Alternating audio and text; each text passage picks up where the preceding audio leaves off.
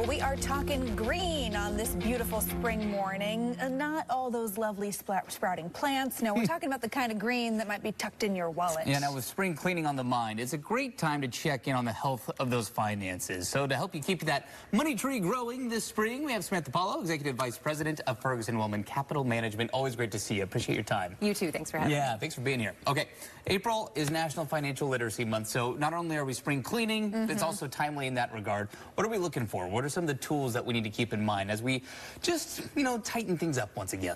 Great question. And I wore the right color. Yeah, I was going to say, we have green on the mind today. April, National Financial Literacy Month, which is so great because this happens to be my company's 50th anniversary, and we have chosen to celebrate financial acumen and education as part of our celebration of that important milestone. And to do that, we are making available to the public educational tools that used to only be available to our clients and their family members. We call it dollar cents. Dollar cents. Play on the word Cents there. The words.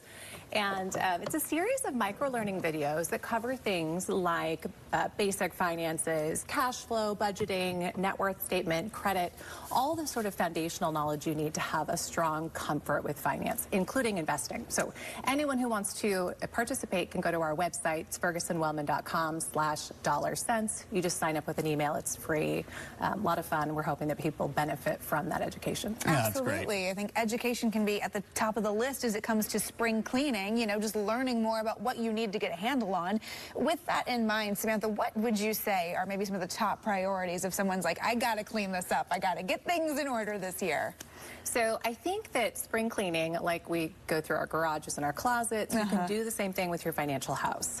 I would start with your budget. If you think about what can happen over the course of a year, you can accumulate stuff that you don't want, and you can accumulate spending habits. Think subscriptions that you signed up for and forgot to cancel. Oh, yeah. There's a lot that can develop, and if you go through your budget and look at where are you spending your money, are you spending it where you want it, are you spending as much as you want or as little, so that you can accumulate and save more.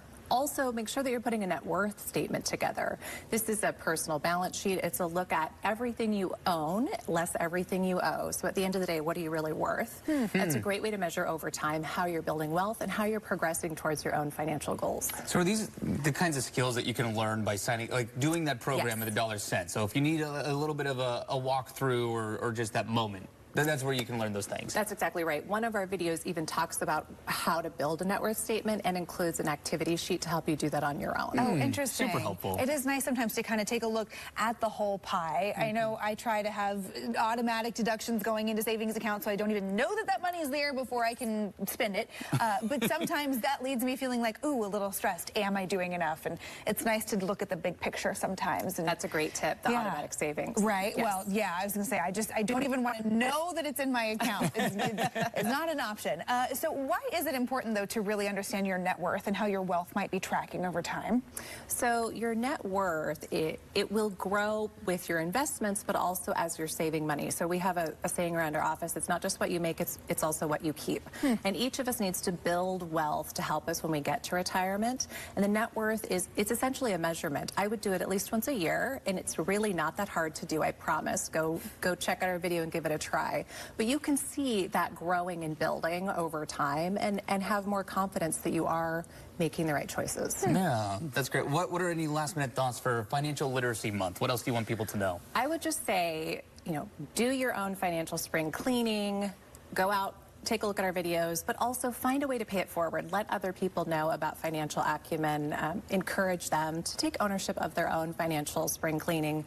Share opportunities and resources that are out there. So our education, there's programs like Junior Achievement, Financial Beginnings that are out there advancing financial education in the community. Yeah. Just share those resources forward. Yeah, it's helpful. It can be overwhelming. I know I felt that before where, I feel like I want to put my head in the sand, and it's like, that's not the long-term sustainable solution. Go educate yourself. It makes a big difference. Having the right tools can make all the difference. And it builds confidence. It does. Samantha, thank you so much for being here. I'm feeling ready to tackle those subscriptions that I need to check in on. Hey, if you want to do some financial spring cleaning or learn more about some of that financial learning, check out this story on Koin.com. It is 7:37 and we are